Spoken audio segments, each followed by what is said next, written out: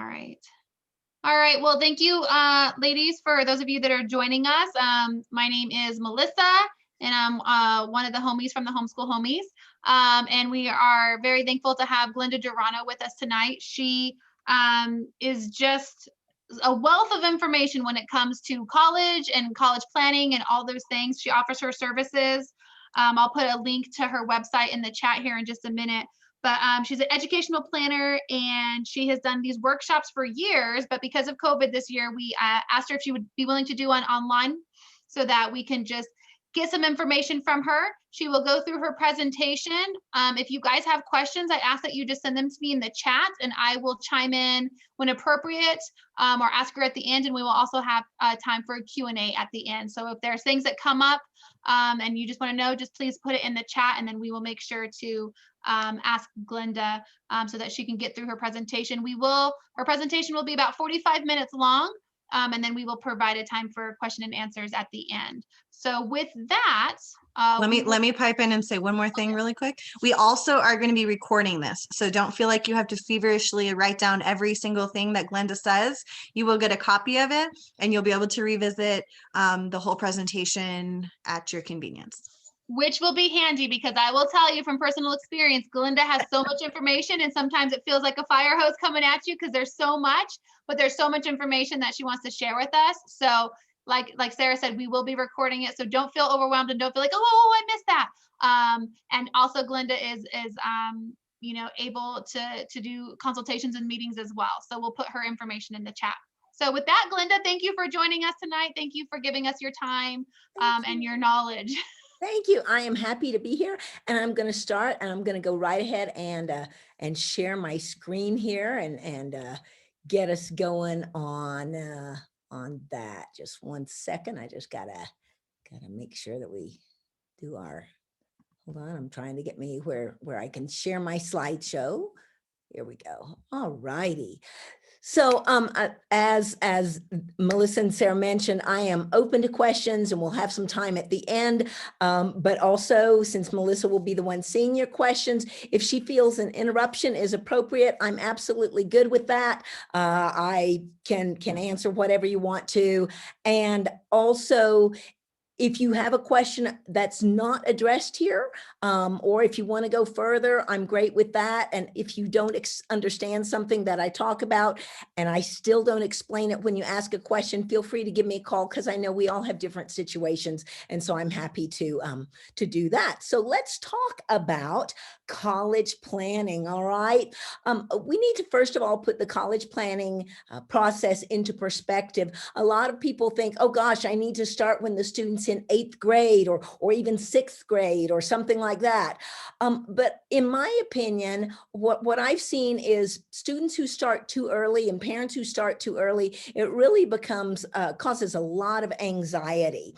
I normally recommend that if college planning were on a stove, like a pot, a pot of something to do, and I would say for 9th and 10th grade, it's definitely on the stove and it's on the back burner going a little bit. In junior high, you probably have the pot ready, but it's not quite on the stove, okay? And that's because kids change so much during high school and during mid school. So you're thinking about it in 9th and 10th grade, and we're gonna be talking a little bit about what you do in 9th and 10th grade. But when you really move it to the front burner is in the summer before 11th grade. That is really, really an ideal time to start, unless you've got special circumstances. Sometimes if you want to be, if you have a student who wants to be an athlete or something like that, sometimes we start a little bit earlier. Likewise, starting too late can cause a lot of stress, and it can also cause a lot of options. And now I have definitely worked with students who called me October of their senior year. That's really late, okay? But it can be done, but you don't want to wait until your senior year. Ideally, you want to start like the summer before your junior year, okay? All right, so the exception to that timing is funding the college education, all right? And you want to start saving really as soon as your student really is born, in my opinion. And it's not so that you can afford an expensive college. It's so that you can give your student options. There's a wide variety of prices of colleges, and the more money that you've saved just basically gives your student more options. Just a few little stats are written on this page. In college, there's about an 8% annual tuition increase, and you can see the little stat from 2001 to 2021, there was 144% rise in college. Now, this is tuition only, by the way, for private colleges, 212% for in-state colleges. And below then, I've listed the average annual tuition, as well as the average COA, which is cost of attendance. That includes room, board, books, fees, and the average OOP, which is out of pocket expenses. And so what you've got here, for example, for in-state schools, the average annual tuition, this tuition only, is about $9,600. The cost of attendance that you will see on a website is going to be $26,820. This is for in-state students, but the average out-of-pocket cost for everything is going to be that $19,490. So I've done that here for your in-state schools, for in-state students, for out-of-state public schools like the University of Colorado, the University of, Tennessee, or whatever you want to. So these are averages, and bear in mind, these are averages. So they do, there's a wide range. But one thing you can see right away is that the price tag, which is that middle number, is kind of different from what you're actually paying out of cost. And that's because so many students get what I call a tuition discount. Now, what a college will call it is they will call it a merit aid scholarship. And what they're doing is they're trying to even the playing field.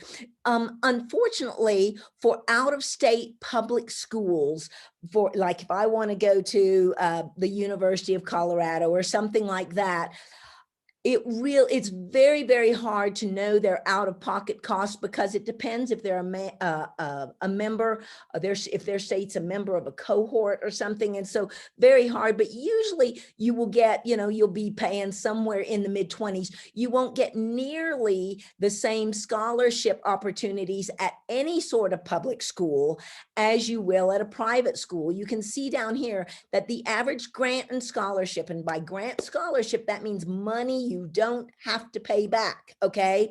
At a private school, this was in 2019, was $21,000. That's how much the average student was given. In other words, that's how much the tuition was dropped off the price tag, okay, at private schools, versus public schools only get about a third of that. But that's because public schools have many more students and they're naturally less expensive, so they don't have to drop their prices much to make it as attractive.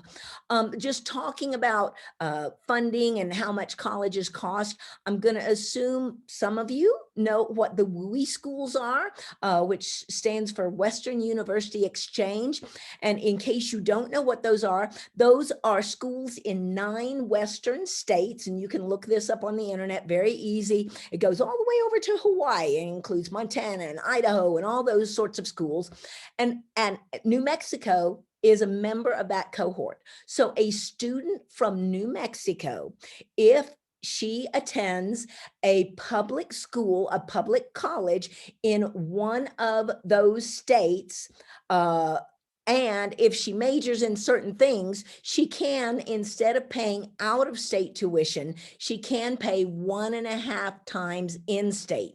It usually ends up saving you between $7,000 and $11,000 a year, which is terrific. But there are several caveats. Some of it, some WUI schools are competitive, meaning you have to have a certain GPA. Some WUI schools, some state schools don't offer WUI. For example, the University of Colorado at Boulder, everybody wants to go there because everybody wants to ski, and so they are not a member of WUI. University of Washington in Seattle is not a member. University of Arizona, you can only get the WUI if you decide to major in mining engineering. So don't just assume that, oh, I'm gonna, get a big discount. You have to research that a little bit. But that's, that's what the WUI is. And also, of course, you guys may know about Texas. There are Texas state schools, not necessarily University of Texas schools, but there's a few schools in Texas, because we are adjacent to Texas, that will give us considerable discounts. Okay, so that's just regarding the prices. So just overall sort of information is, we want to make sure these are kind of like rules to remember in high school. You want your student to take rigorous courses, as rigorous as possible, because even more important to college admissions officers than the student's GPA is how rigorous are the courses. Now, this for homeschoolers especially brings up the question of dual credit.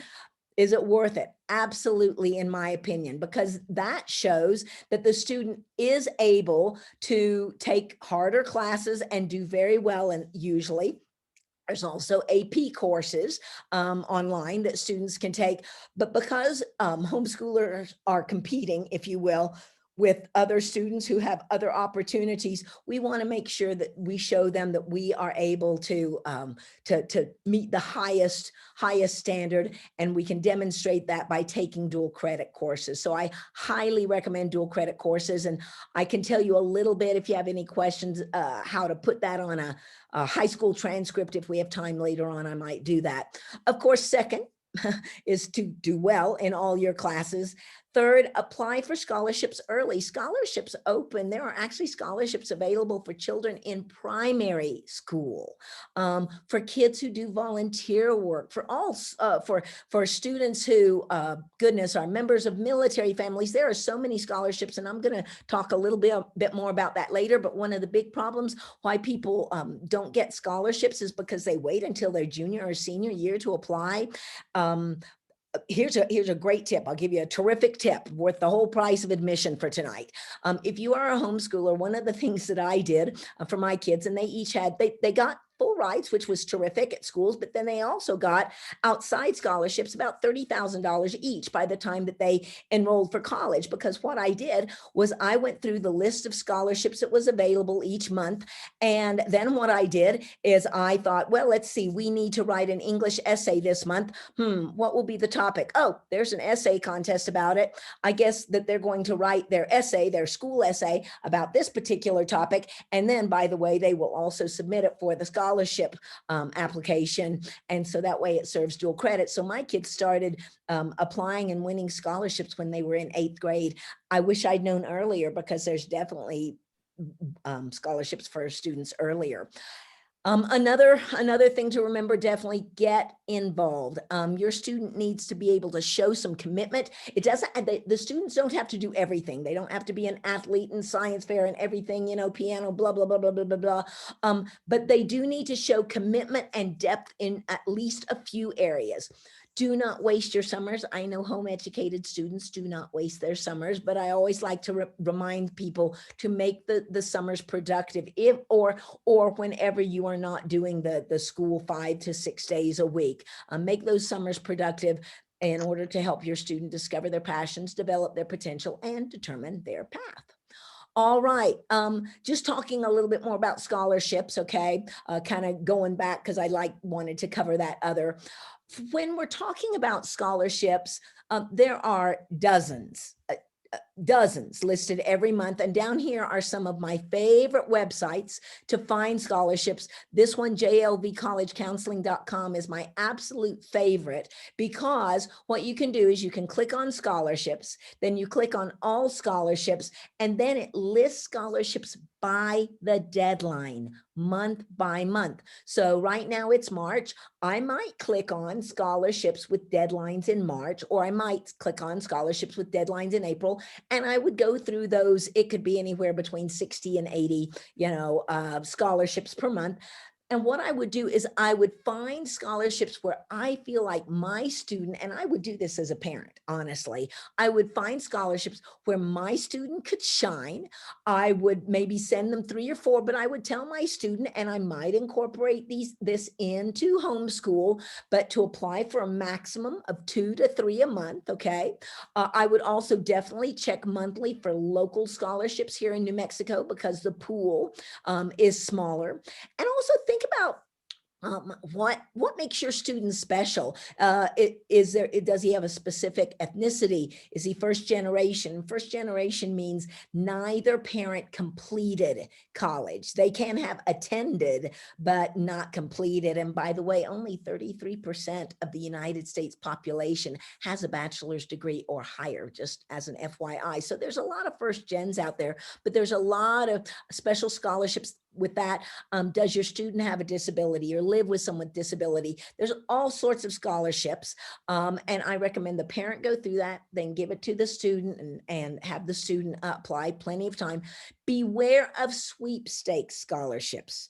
Those are a racket. What those are scholarships that say, give us your name, address, and phone number, and you'll be entered for a scholarship. Well, when that happens, all you're going to do is get a ton of stuff into your email box, okay? Or sometimes it says, write 3 sentences about this. Those are not worth it. And you have thousands and thousands and thousands of students applying for that. I would rather have my students spend something on something that he might get.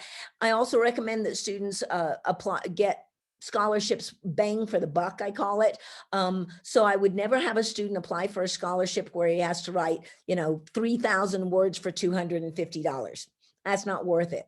There are quite a few scholarships out there, however, that have students writing under 500 words that might be 5,000 or 10,000, or even there's a couple out there where you can write 250 words and get $25,000. So finding those scholarships where there's bang for the buck and making sure that your student will do well. The vast majority of them are essay, but there are definitely photography contests. There are ones where you submit a resume based on community service.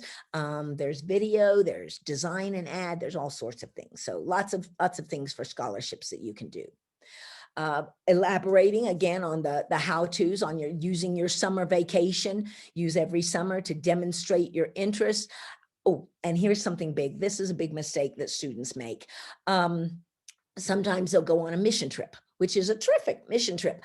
And then when they get around to applying to college, they'll be writing about how their mission trip changed their lives. And yet what the admissions officer will notice is that, okay, they say that this mission trip was a fantastic thing and they really started feeling for marginalized individuals, but they had no activities at all that demonstrated that during the school year. So what we want to make sure is if your student does find a passion during the summer, follow up with activities during the school year, because colleges care more about the in the trenches things rather than those flash in the pan activities. That's why I mentioned about depth. They do not have to be expensive. You do not have to go to a $5,000 per week big convention in order to make it worthwhile. In fact, some of the most effective are from families whose students have to take care of younger siblings because both parents work, whose did they decide that they have to work in order to help support the family, or they babysit neighbors who are undergoing, their neighbors' kids who are undergoing cancer. Those things count. Everything counts. It doesn't have to be an organizational sort of thing. It's how are you spending your time in these summer vacation activities as well as other activities. Also, one thing that you can do during the summer is if you are going to visit and if colleges are open, and there's about probably a quarter of colleges right now are open, make sure that you actually visit the schools. Don't just walk on campus, but take a tour if it's available. Right now during COVID, it's a little weird because the energy level of college campuses isn't quite the same. But if you're going to go on vacation, go on and visit some, even if you don't have your college list yet, visit a big state school and then visit a small private school and see which one you think, you like better. Now, we're going to go grade by grade. I hope you guys aren't dying yet. I hope everyone's okay. I see Melissa's still there. She's kind of giggling like, yeah, we've lost 20 of them. They bite the dust. Okay, here we go. So let's talk a little bit about 9th and 10th grade. 9th and 10th grade are very, very similar. What I recommend in 9th and 10th grade is basically we want our students to explore a variety of passions and interests, really explore. If students want to, sometimes their counselor or sometimes online, you can have students kind of take an initial survey to identify their interests. A lot of students aren't real self-aware at this particular point. So I really recommend that students just explore things. And if you notice that your student seems to be interested in, golly, it could be anything from horticulture to, to students with disabilities, helping students with disabilities, encourage your student to explore those things. If a student is starting to look at something that he's really interested in, perhaps as a career, maybe have that student shadow or ask questions. If you know someone who really is in that career, become very involved with extracurriculars, including service. Colleges are really looking for students that have some form of community service. Church service is great, but also in the community just shows that the student has gone out there. And I will say one thing for extracurriculars for homeschoolers, if you are traditionally schooled, a lot of times those opportunities for extracurricular activities are pretty easy. But for a home educated student to go out and either start something or take the initiative to do something, that's weighed pretty heavily among college admissions officers.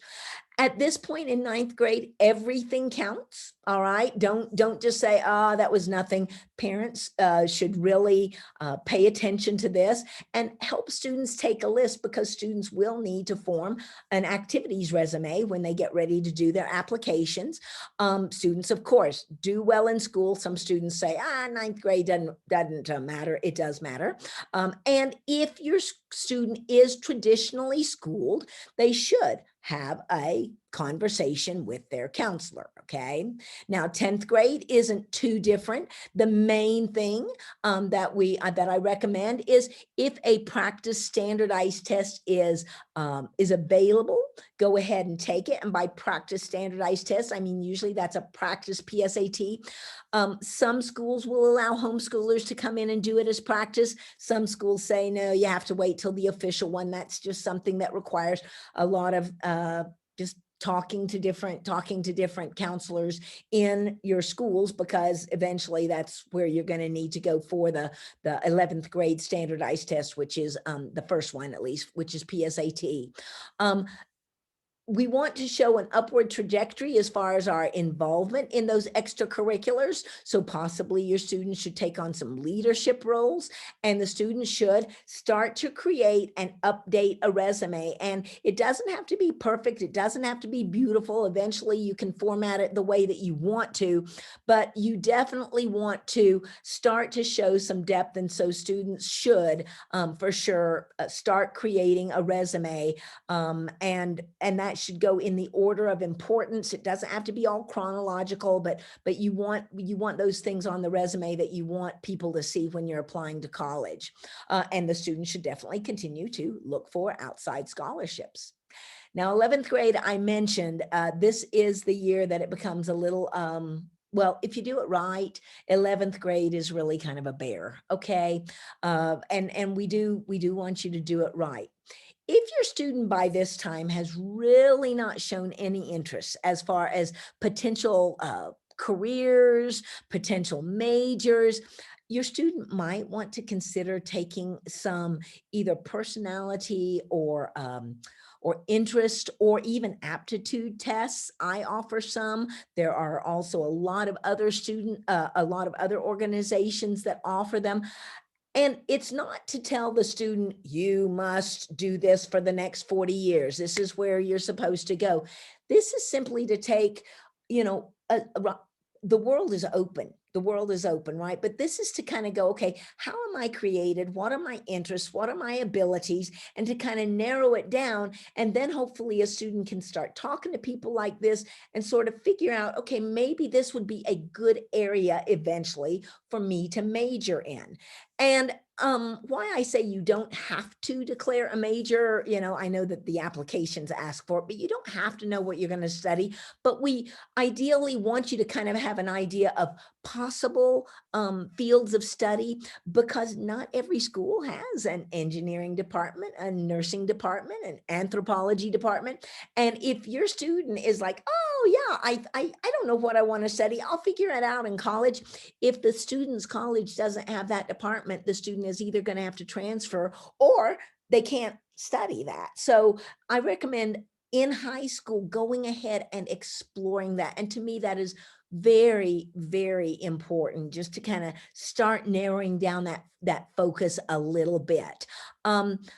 I wanted to talk a little bit, just talking about narrowing down your interest and why we don't really have to have the major, although I think it's great if we have just, like 2 or 3 interest areas, because in my idea, I believe that college is about kind of like going to Home Depot, because what we're doing as we go to college is we are gaining tools. Society is changing so quickly these days that they say that the average student who's in high school now will have about 11 different jobs by the time she's 55 years old.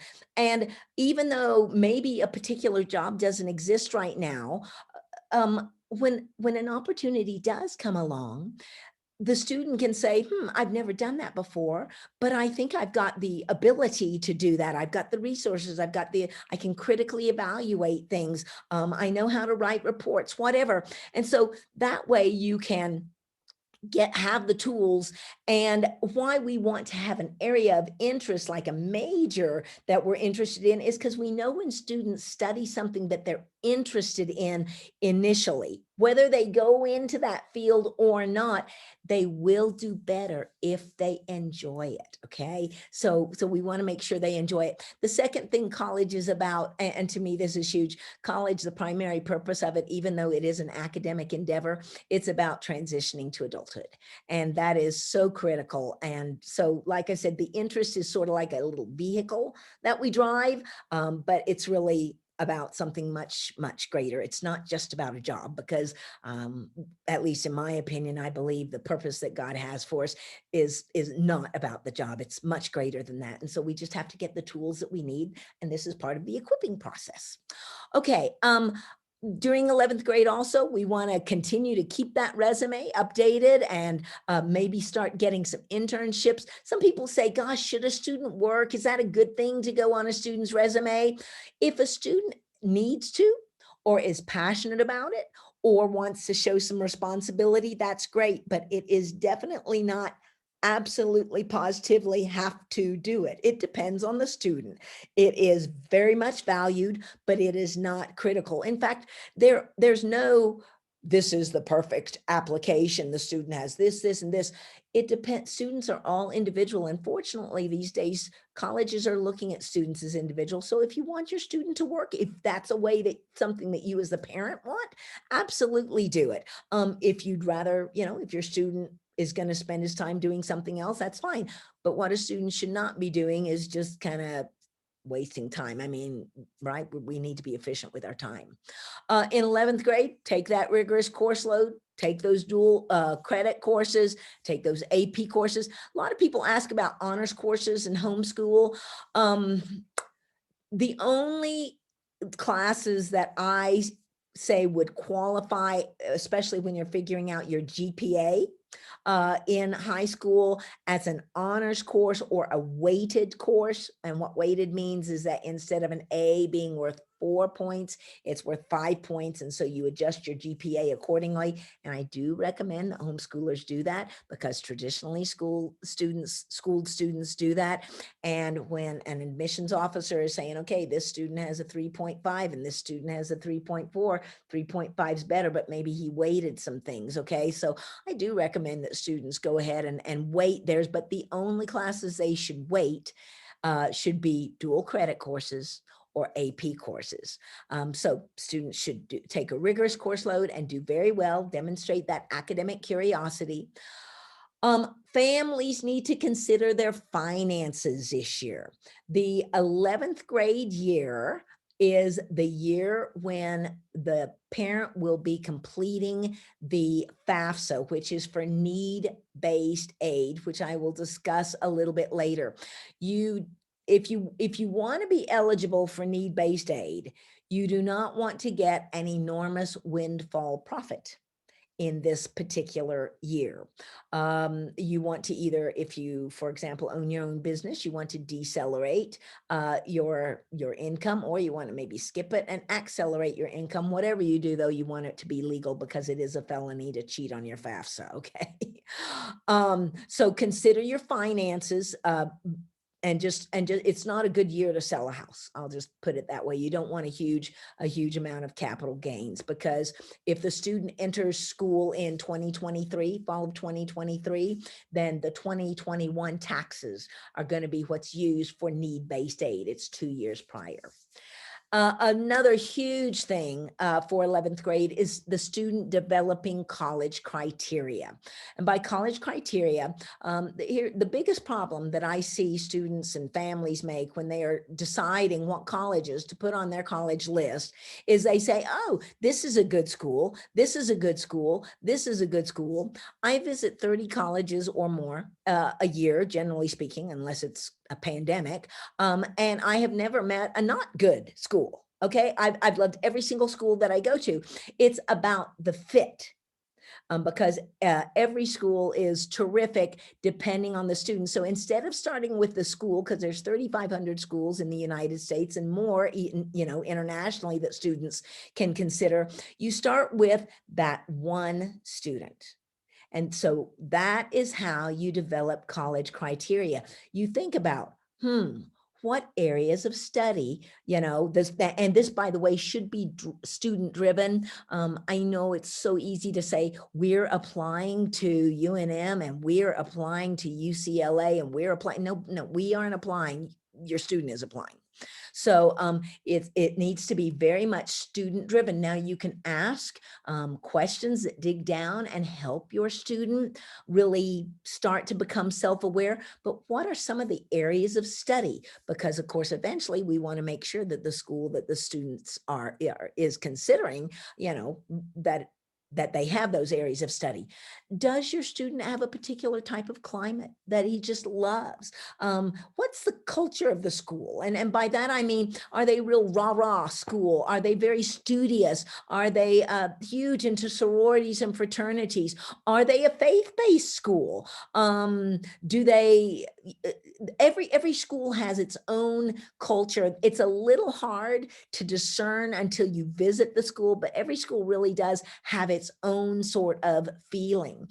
For some students, the distance from home is very important. The size of classes, and I go more with size of classes rather than size of school, because students say, oh yeah, I want a big school. I want a school, and I say define big. And gosh, I've had students say over 5,000, and I've had students say over 30,000. So size of classes, and then you can really evaluate. Just just to kind of give you an idea, in my opinion, a small school is under 5,000 students, but you will see different students every day, because how many of us know 5,000 people? Not very many of us, okay?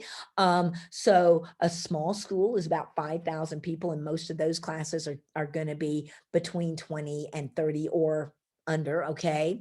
A medium-sized school, and we call this the golden mean, is between 5,000 and 15 to 18,000. There's a lot of schools there, very, very popular, and there the majority of your schools, your classes will be under 30.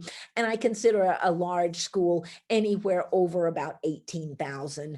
And there the student is definitely going to get at least one or two with 150, 150 students or so, but those usually break out into smaller classes too. So talk about the size of classes and how, well, why? I mean, just because is it, if it's just because, well, is that because you really want to be anonymous when you go to college? And if you do, that's fine, but know why each of these criteria are important to you.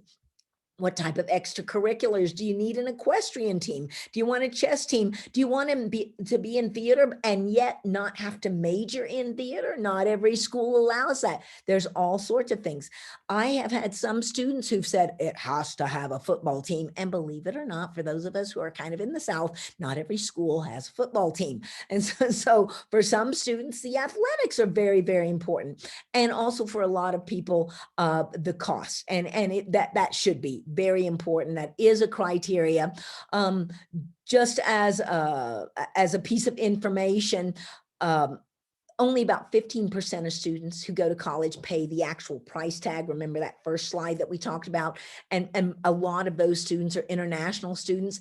Most students will get accepted to their first choice. 65% of them do, in fact, they say, but only about 30% can actually afford them. So you want to have a wide variety on your list. You want to have affordable colleges, and then colleges that would be affordable if, Lord willing, the student gets a good scholarship or a grant or something like that. And then the student might also think about whether or not the student wants a private or a public institution. There's so many different things. So believe it or not, that's only part of 11th grade. Okay. So like I said, it can kind of be a bear. I alluded to this before, that the student needs to develop a list of colleges in 11th grade. So he develops his criteria first, then he develops a list of colleges with a range of selectivity and cost and everything like that. And also when a student is thinking about college, does he need college?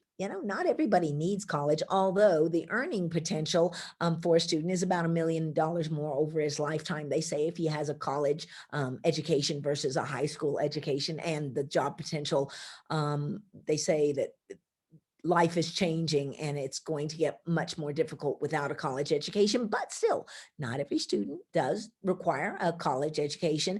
And your student might also consider military academies, which are no cost to them, or possibly starting at junior college and then maybe transferring in, or else just getting an associate's degree. There's so many opportunities, so many possibilities. So how I recommend that students develop their list of colleges is there's all sorts of college search engines. Oh my gosh, there's College View, there's College Data, there's College Board, they're called college search engines.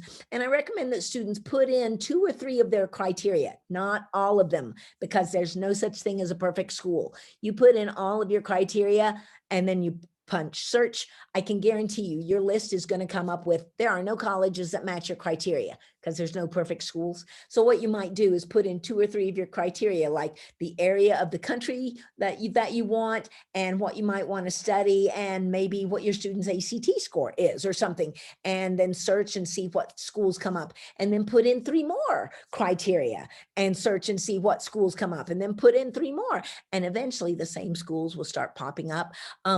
And that's something you can do yourself. It usually takes to do it right about 30 or 40 hours. That is something that I do too, just as an FYI. But that is a very important. If you start on the right track, you will continue to be on the right track. Once you have your list of colleges that meet your criteria, then you want to research them.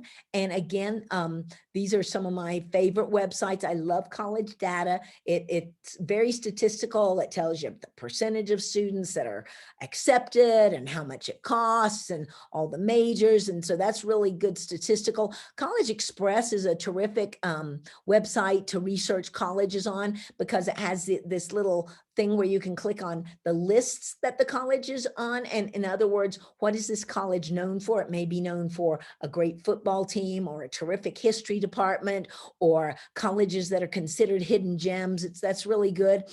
You, of course, should definitely look at the school websites as you're researching your list of colleges, because eventually your list may start with 20 schools, but eventually you want it to come down to no more than 10 schools, or else you're going to die. So research the school websites, but unfortunately, very sadly, school websites are horrific, awful, terrible. And so sometimes that's really difficult to find what you want on a school website. I recommend though that students at least explore the academics there on the school website to find out what's available, for example, in the biology department or the anthropology department. So after you've researched your colleges and you've started to narrow down your list, if it's not a pandemic, it's wonderful to be able to go to college fairs or school presentations or speak with representatives in person. But during the pandemic, we can't do that. So unfortunately, they're not really doing that very much anymore. So used to, you could do this too, but instead, what we normally do now during this, while we're still in this pandemic, is after we've researched our colleges, then what we're going to do is the student's going to create a list of about 10 pretty good questions, open-ended questions, and he's going to call his admissions rep at each of the schools on his list and start to find out more about each of his schools. I have some questions that I recommend that homeschoolers always ask about recommendations, about transcripts, about whether or not course descriptions are used. I'll cover that here at the end too, but the student should prepare some questions. Then the student takes the lead. The student is the one doing the phone call, not the parent. The student says hi and says, I'm curious about your school, introduces himself, makes sure that the admissions rep knows that he's homeschooled. And then he asks, you might make a list originally of about 10 questions, but he asks about 5 questions. And a great question is, can you tell me about the hands-on opportunity in the blah, blah department? But there, you make a list of questions and the student calls. Now, you might be wondering, I thought you said to make a list of 10 questions. And now you said that on the phone, the student only asks about 5. That's because if the student can visit later on, the student's going to ask the remaining questions. If the student is unable to visit before he applies, then he can certainly make a second phone call, because what we want is we want those admissions reps to get to know the student, especially a homeschooled student. We want that admissions rep to know that the student is articulate. So making sure and calling and visiting the colleges. Another really good thing to do, colleges have really upped their game on their virtual visits and virtual admission sessions. This is a way to make your list even more certain, okay? But the absolute positive best, if at all possible, is to visit the school at some point. I normally recommend that students visit before they apply, but with COVID, that may not be possible. So sometimes students will go ahead and apply, and then depending on where they're accepted, then they might visit. It's a very, very difficult time. But if you do not go and actually visit the school and talk to the admissions rep, the chances of your student actually attending that university is really slim. I can't remember. I think UNM is doing tours again. And I have a lot of students who say, oh yeah, I'll apply to UNM, but they've never actually gone on a college visit. That's a totally different thing. So make sure that your students actually go on an official college visit wherever they end up, being on their final list. Something else, especially that homeschool students need to do, is they need to verify their college entry requirements and the homeschool high school graduation requirements too, because some schools may require 2 years of language, some schools may require 3 years of language, some school may require a fine arts credit, in high school. And you refine your list of schools by thinking, okay, do I seem to fit here? Are my needs met here? And what kind of money are they going to give? And if you're a traditional student, you again would speak in 11th grade to your counselor. Little bit about the application timeline that should be thought about in 11th grade. And I'm sorry, I'm talking so much. I'm going longer than I wanted, but we'll still have time. We're good. Okay. So the application timeline, let me just tell you that a lot of students will just apply regular decision. It's just called regular decision. I don't recommend that normally. I recommend, if at all possible, that a student applies early action not early decision. ED is early decision. EA is early action. And you're thinking about this in 11th grade because sometimes students will apply what's called the ED. And when you apply early decision, ED, you are saying, I love your school. I don't care how much money you offer me. I'm going to attend there. Your chances of getting accepted are pretty high, but your chances of not getting nearly as much money are pretty high too. So I normally recommend early action. Now, early decision and early action normally have the same deadlines for application, which I'll talk about in the next couple of slides. But early decision is a full commitment. Early action just says, if I can send in my application by the deadline, will you let me know whether or not I'm accepted? So I like early action a lot, but I do recommend that students think about that in their junior year. Oh, 11th grade testing, fun, fun, fun. All right, the official 11th grade testing is PSAT, and that's done in October of the student's year, junior year. Students ask, should I prepare for PSAT?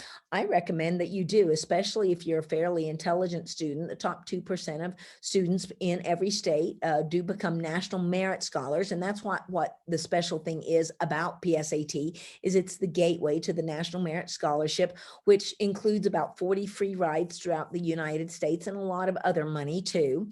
So I do recommend that you go ahead and do your best to prepare. Last year was the first year because of the pandemic that they did not require the PSAT and the SAT to be in the top 2 to 3% of both of those. But I still recommend they may go back to requiring both of those. So if your student didn't take it this year, but she got a really high SAT, but couldn't take the PSAT, you might still qualify for the national merit. If your student next year is going to be in 11th grade, what you need to do to take PSAT is you have to call a local high school, and at the local high school, they administer the PSAT and ask if your student can come into that high school and take the PSAT. You need to start calling on that in August for October. Students ask about ACT versus SAT. About 30% of students do better on one than on the other, and about 30% of students do equally well on both. I highly recommend that students prepare for these tests, not just go in cold, because if you don't do well on that first round, then you've got this psychological block of, oh, I don't do well on tests. And that's a huge thing to overcome. When should a student start taking the ACT or the SAT? In my opinion, a great time is early in the junior year, but it depends on whether or not the student has had Algebra 1, Algebra 2, and Geometry. As soon as the student has had those 3 courses in math, the student can go ahead and take that standardized testing. They will not have anything additional in their English or their science or their critical reading, but they do need to have had those 3 classes in math. They probably will need to take a second round in late spring, or all this can be moved if the student's running a little bit late on math. And if necessary, they can certainly take a round 3, because most of the tests are offered, well, both of the tests are offered at some point during the summer. In order to do well, students need to plan on studying 40 to 60 hours. They need to know all the basic concepts, the strategies, and they need to practice, practice, practice, practice, and have a lot of confidence. Very few schools require the writing anymore. Students should know what their goal is in the testing. And that would be, you can say, what's the average ACT score at blah, blah school? It'll tell you the average. You don't want to be average. You want to be above average in order to get scholarships. Students also can take advantage of AP tests in the spring. SAT tests, T2 tests are very rare now. I do recommend you finish your testing by the end of the junior year, if possible. For traditional students, New Mexico is now requiring the SAT in the junior year.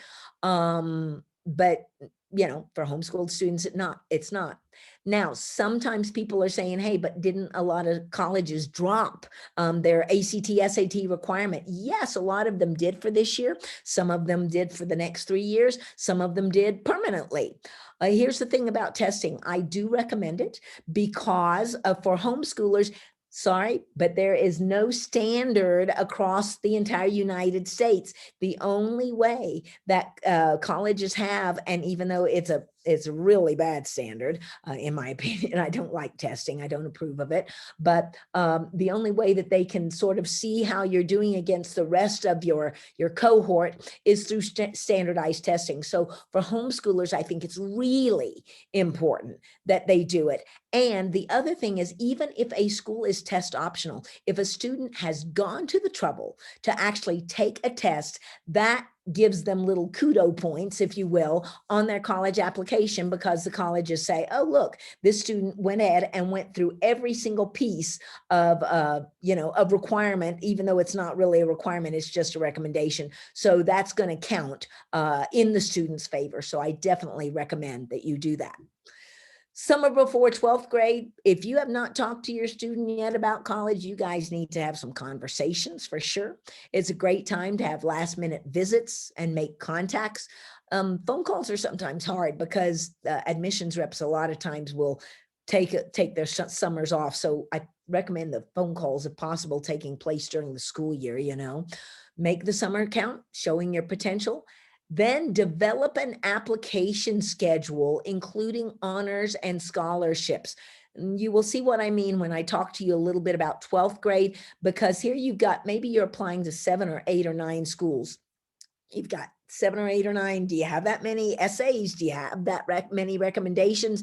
What about your transcripts? When are the deadlines? I mean, there's so many things. So you need to go online and look at the application requirements, or the student should, I should say, for every single school, what's required, the deadlines, and then kind of shake it up and start making an application schedule, which will become more clear on the next slide. You can go ahead, if any of your schools accept the common application, and 800 universities do accept the common application or the universal application, you can actually start that this summer, or you can start that now, in fact, if you want to. And what happens with that application is it saves from year to year to year. It goes down for a week, and parts of it get refreshed, usually that the student hasn't filled out. And so you can actually get a jump on your applications. If you're taking fall tests, study. This summer before 9th grade, your students should update the resume, because they're going to need a resume or an activities resume for your applications. And I do recommend students go ahead and start their essay the summer before 12th grade. Don't make it huge, make it really small, about something small, show a small part of you. This is not about what the college wants to hear. It's just letting them know a little bit about you. This is not a 5-paragraph English essay with a thesis. If you start with a thesis, you're dead, okay? That's not going to work. You want to start with a climax and pull that reader into it. Usually the main essay, which is a general essay that just tells something about the student, is 450 to 650 words long. It's not very long at all, but it should be engaging and interesting about the student, where when they finish reading the essay, they go, huh, sounds like a neat kid, or that was an interesting story. We want to make sure that the story has a bit of a so what, but it's usually not about like the time I saved my dog from drowning. More often it might be, gosh, the time I ran over a snake and what I learned about myself, how I, when I ran over a snake on the bicycle, and what I learned how to handle fear, or whatever, so lots of different topics that you can do there. Fall of 12th grade, and application season will begin there in fall of 12th grade. Application season is officially August 1st to November 1st. Deadlines are totally critical. I'm going to hop over here. Every student I've ever known has had senioritis. Unfortunately, they are so eager. Just have your students stay steady, have your students reward themselves when they finish an application. Go to Flying Star or something like that. I'm real into rewards, and have the student continue to do well. Do not just take it easy in 12th grade. That tells the admissions officer a whole lot if the student is suddenly only taking 3 classes, okay? Develop your potential inside and outside the classroom. So like I said, you're doing class. you're doing a nice rigorous class, but then you've got this whole thing with the applications. That's why you need to get a jump on it during summer. So opens August 1st. I recommend finishing by November 1st. That's the early action or early decision deadline. Yes, a lot of deadlines go to January or February or even March or April for regular decision, but why drag it out, right? Deadlines are critical. For the application, a student will need to fill in the school application, which may be the Common App, do an essay, sometimes a supplemental essay, get recommendations, which I'll talk about in a minute, send in transcripts, talk about that in a minute, send in test scores. The student should determine, do I want to apply to Honors College? And Honors College is great, gives you much more one-on-one time with the professor. Apply for scholarships. The FAFSA CSS profile has to do with need-based aid, and that opens on October 1st. Don't fill it out before or it won't be any good, okay? And then the student definitely needs to open an account at each school and verify applications are complete. I'm trying to decide. I'll spend just a hair of time about this need-based aid versus merit-based aid. Need-based aid is has to do with how much money the parent makes. And what you can do is you can get an early read on FAFSAforecaster.com, but the FAFSA is what determines this. And you put in this information about the parents' need, income and assets, student income and assets, and outcomes of money that is a figure that is currently called the EFC, expected family contribution, and it might be $15,000, it might be $30,000, it might be $40,000, depends on your income and assets. And then what we do is the school says, okay, how much need does this student have? Then we take that, remember that big cost of attendance number, that's the tuition, room, board, books, fees. So let's say the school costs $55,000 and you have an EFC of $15,000. That means you have a possibility of $40,000 of need-based aid. The school doesn't have to give it to you, but it can. Now, granted, that can come through loans or it could come through grants. But if your EFC is $20,000 and you're applying to in-state schools that cost about $20,000, you're not going to have any need. You're right. You're not going to have any need-based aid. So need-based aid varies from school to school, okay? Your EFC won't, but your eligibility for aid will. The other thing that your student can do is apply for merit-based aid. A lot of those are automatic based on grades, test scores, and that wonderful resume. But some of those are automatic. Some of them require additional, these are from the institution where your student will eventually go. Some of them require additional application. There's something called enrollment management, which means if a school is, for example, looking for a person who's going to major in linguistics and your student is going to major in pre-med, well, the student, even though they may have both same grades and same test scores, the student who gets linguistics is probably going to get more merit-based aid, okay? But a lot of students get merit-based aid. So let's say it's now spring of 12th grade, you've finished your applications. Don't we wish it was that easy? The student needs to continue to demonstrate potential and everything like that, apply for scholarships. Sometimes parents will have to, or counselors will have to submit a midterm report saying, yes, the student's grades are still good. If the school offered you some money, the student some money, and it's not enough, a student can appeal a financial award.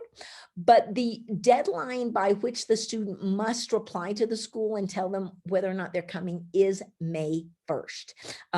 After that, there's no guarantee. That there are a lot of times deposits required, and then you sign up for registration and orientation. Student can think about taking CLEP tests, which are examination tests, which give you college credit. The parent should have, or the counselor should have the final transcript sent and make sure that any dual credit courses get transferred in. Just a couple of things about homeschooled students is make sure the homeschool parent, if your student is in high school in 9th grade, start creating your transcript now. That is a pain and a half. okay? But it is absolutely necessary. You need to make sure your student is getting everything that's required of the college, and it does take a little bit of doing. It's not hard. It's not hard. It's just tedious. If you need help with that, that's something that I do. Whenever your student is calling those admissions reps, they need to ask the admissions reps, make sure the admissions reps knows that your student is homeschooled.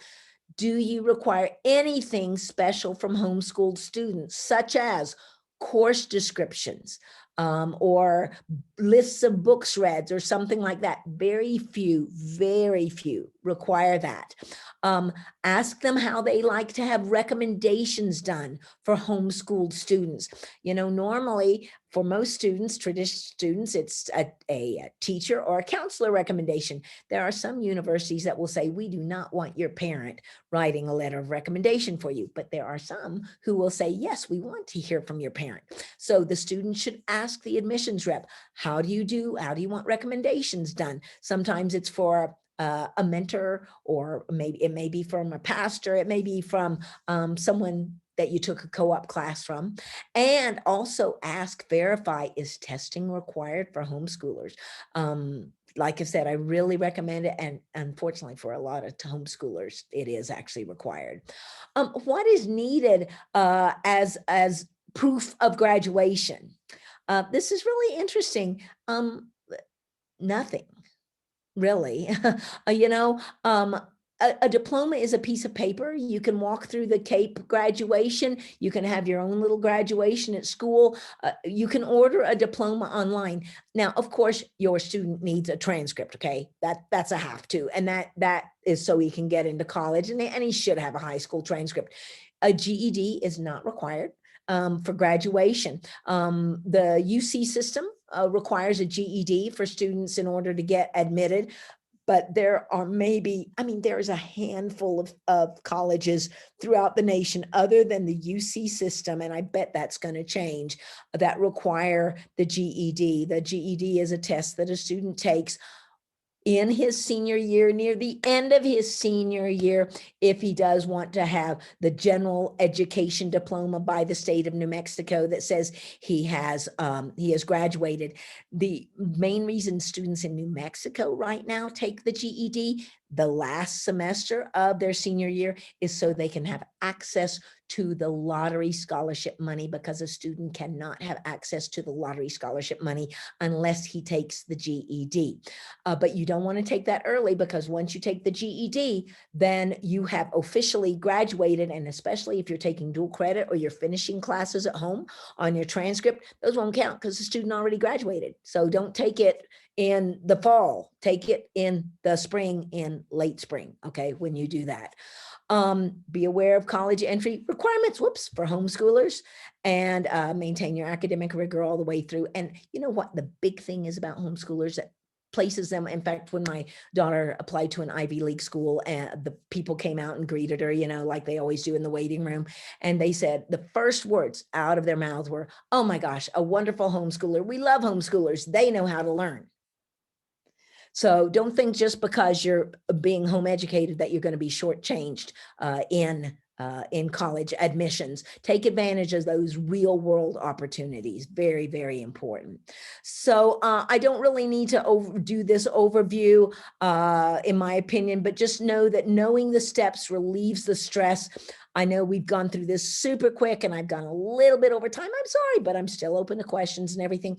I did write this book and it's available on Amazon, College Planning for Christians, Finding Your Fit Without Losing Your Faith. It's not like a super religious book, but it does address it from, hey, God's got a purpose for your life. So let's help find it. And I do recommend it if you want to do that. I've got one that's a little bit more involved, takes about 2 years to go through week by week, Christian's Guide to College Planning. And I do offer additional services. And if a person, you know, has reviewed one of my books, I also give them a little discount on that. So let's see here. I think what we're going to do is we will open this up finally to some questions. I'm sorry I went so fast, but there's No, so you're much. great. I could talk for another 4 hours. So, and by the way, like I said, y'all can call me or email me if you have specific questions that I don't get around to. So go ahead, Miss Melissa. Okay, well, you kind of went over the how to find the scholarships.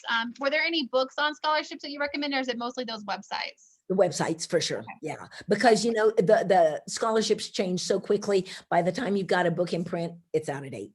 Yeah. Okay. All right. I didn't get any other questions in the chat, so we will open it up to you guys. If you guys want to unmute yourselves, and if you have any questions for Glenda, go ahead and ask. Or Kaylee, do you have any questions from a student's perspective?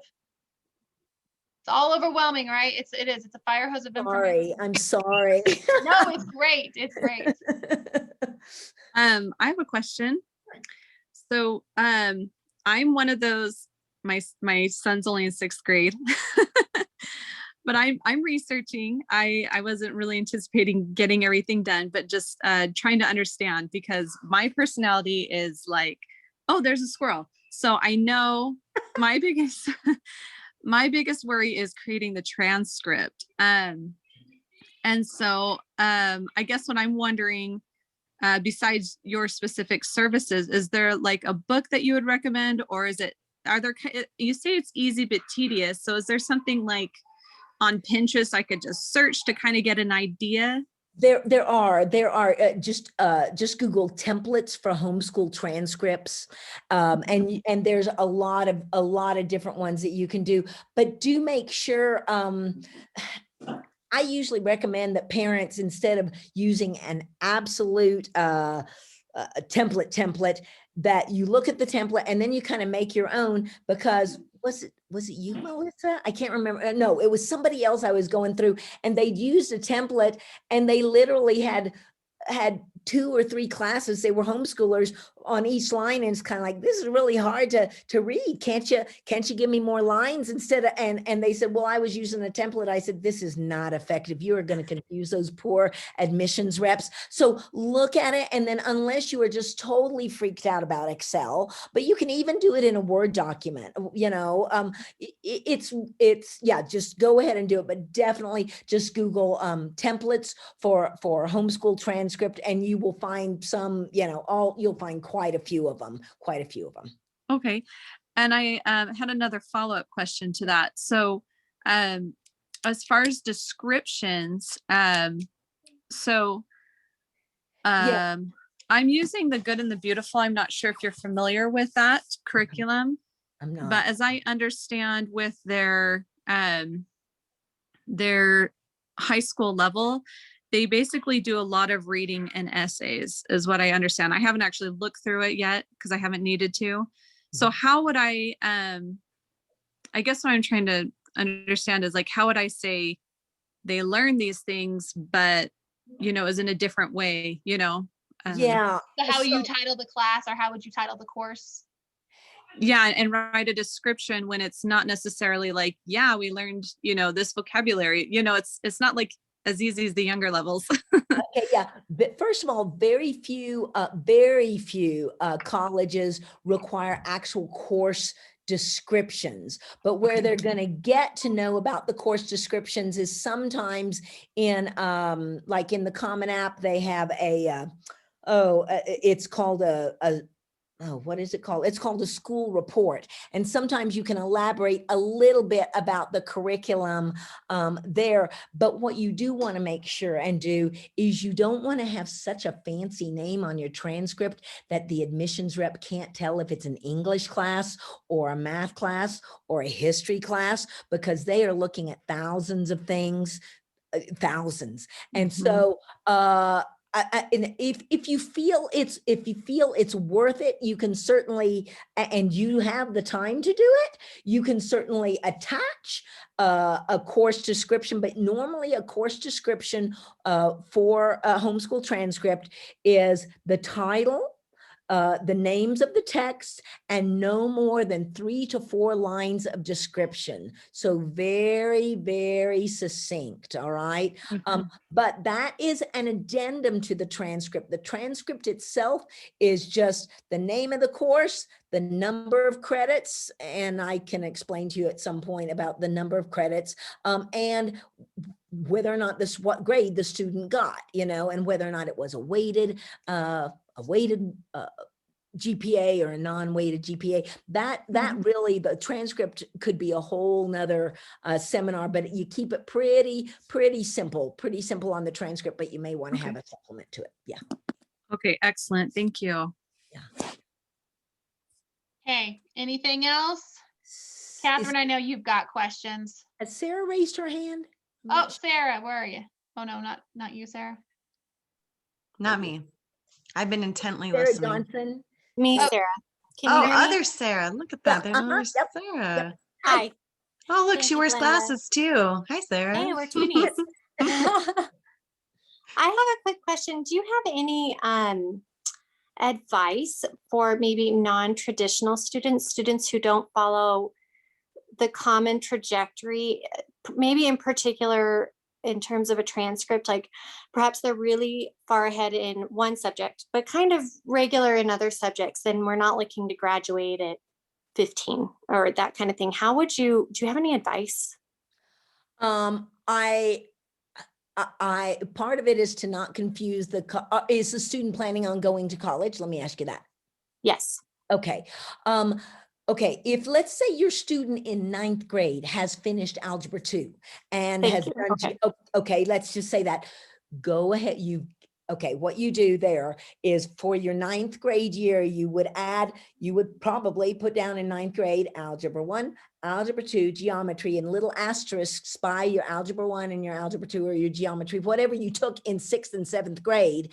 And then a note below on the transcript with the little double asterisk or whatever saying, student took these classes in middle school, accelerated classes.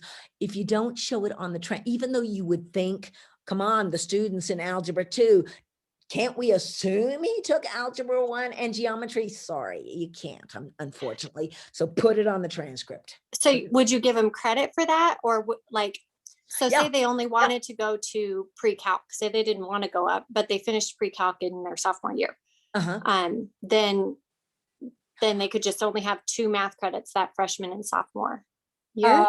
Well, no, you would still have 4 math credits. You'd award the 4. Okay. Yeah, you would still have the 4. Now, if you want to, and this is the wonderful thing to me, it's so interesting with homeschool because yes, some students are really advanced in one area. It's like, no, we're not taking an all night. I mean, really, we aren't. We're just kind of like doing this. Sometimes for clarity for the admissions reps who may not get it, I know my student took this, and so I can say, all right, rather than putting down 3 math classes freshman year and really messing up your mind, I might put 2 on freshman year and 2 on sophomore year. I know the student took it. I know he mastered the courses, but sometimes people get a little bit odd about it. I'll just put it that way. Okay. Okay. But yeah, you certainly can. And you can certainly say student took these classes in middle school. Yeah, you can do that. You can do that. But do make sure that he's got your 4 math, 4 English, at least 3 science with labs, at least all of your histories. You still got to have that in order to get into college. So. And then the senior year would look a little bit different, right? I mean, if they didn't do it like Calc AB or something, right? BC, but then it'd just be a little bit. Maybe you could do like a shadow, or I don't know. You could do something like that, but you don't want it to look so easy that you didn't. You may want to have the student maybe graduate in 3.5 years instead of 4 full years or something like that. But you want to, if it is a shadow or is a on the job training or something like that, you might still want to have at least 2 to 3 what I would call solid courses. Like, I mean, it could be government or economics or something. You don't want them to think, see, what you're doing is you've gotten your student ready to do the real world. What they're thinking, perhaps, I mean, a possibility is, okay, he's done everything, but he's kind of skiing along, just kind of skiing along senior year. And to you, it's like, no, let's go apply what you've learned. Well, they're not thinking that. So yeah, you've still got to kind of make it look in a way where they're not thinking that you're just going to be floating along there. That's great info. Thank you. Sorry. Okay. Oh, you're muted, honey. I think. Yeah. Can you hear me? Yep, I can hear you. Okay. Piggybacking on what Sarah was asking, so like I have my other daughter, she's doing like Algebra 1 and she's doing like an ecology course for 8th grade, but I want to count those towards her high school years. How do we put those classes on a transcript? Would we put it under 8th grade or would we put it under freshman year with like the asterisk? Put it under freshman year with the asterisk. Okay. Yep. Any other questions anyone has? You have access to Glenda the Great right now. Can you explain the asterisk? What does that mean? Yeah, so an asterisk, it's that little star, you know, on your computer, or you could do a little pound sign, or you could do a dollar sign or an up sign. It's just something to say, hey guys, there's something special about this. This is not, you know, the taking of the 2 courses. I need for you to see my note, and then put that, you know, down in a little square down somewhere. Okay. Yeah. So that's all I meant. Yeah.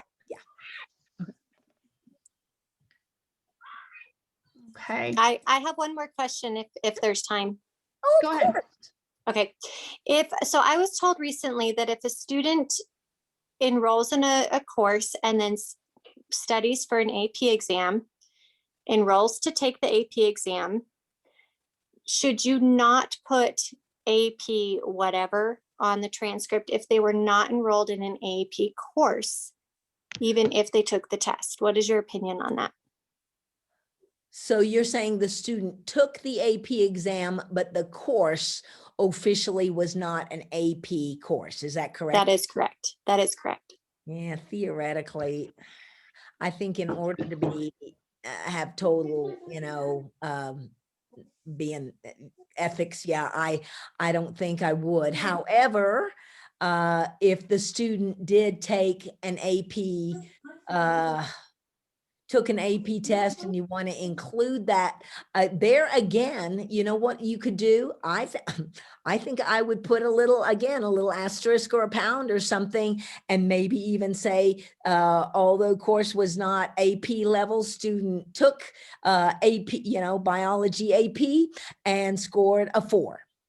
Because I want them to know, you know, my gosh, that even though you can't officially weight that course, again, they will pay attention to this. We want them to know that our students are having rigor in their courses. So would you recommend taking an official? I hadn't even thought of that, of weighting the course, to be honest. So would you say that officially taking a course would be better than just doing the AP on your own? Because it's a difference of quite a lot of money to enroll in an official course versus just take the exam. Well, I tell you what, one AP course isn't going to make or break whether or not your student is going to be accepted to a school. If the student's taking dual credit courses, I'd say it's probably not as necessary. And does the student see AP works different ways at different schools? Sometimes, you know, they'll put you, instead of being in biology 101, they'll simply move you to biology 201, but you don't really get credit for it. Some schools will give you credit for biology 101 and put you in biology 201. So it really depends on the school, how much advantage you get out of that AP test and course. So that's a tough one. That depends on the school. That depends. Okay. Thank you very much. Sorry. All right. Last call for questions. Are there any other questions? All right. Well, in the chat, at the beginning of the chat was the link to Glenda's website, where you can find her resources and you can find her contact information, to where if you wanted to set up a personal session with her as well. My daughter and I have met with her personally to have a consultation, and I will tell you it was tremendously beneficial and helpful. And I would encourage your students to come along. Like she said, you know, have your students do this. I even, you know, asked my daughter to come on this meeting tonight, just because, you know, this is their journey, this is their process, and they need to be a part of it as well. And Glenda is really, really good about putting it in the kids' court and asking them those questions. And I'll even say, you know, I was like, okay, my kid's going to stay home. She's going to stay near me. And Glenda's like, oh, but look at the opportunities. And my kid was like, what? I can go somewhere else. And I was like, Glenda, no.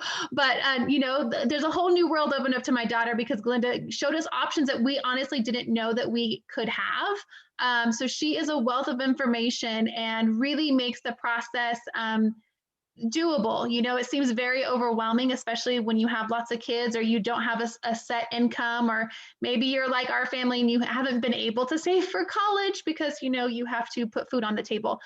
Glenda breaks it down and really does make it manageable. So I just want to thank Glenda for her time and her just her knowledge. And if there are other questions that you have, please reach out to Glenda. I see that she put her email there in the chat. And then if there is interest in doing another more specific training or something like that, please reach out to Sarah and I on the Homeschool Homies page, and we can see what we can set up. But with that, we will close out the evening. Thank you guys so much for joining us.